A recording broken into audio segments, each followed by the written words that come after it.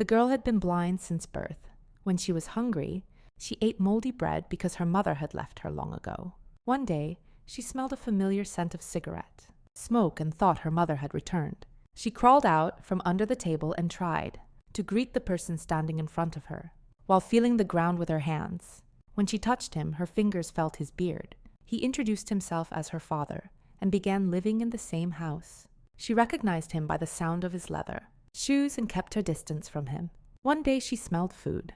As soon as she smelled it, she recognized it as noodles. But she remembered that her mother had forbidden her from taking food from strangers.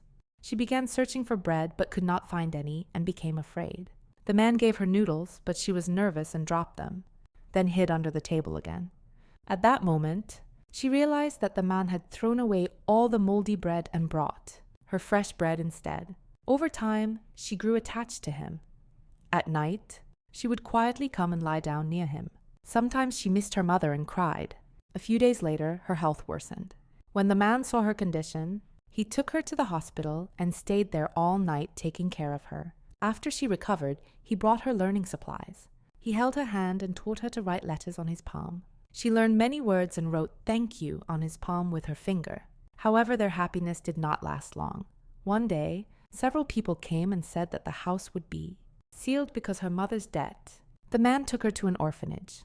The girl's heart felt very heavy. Before leaving, the man placed bread in her hand.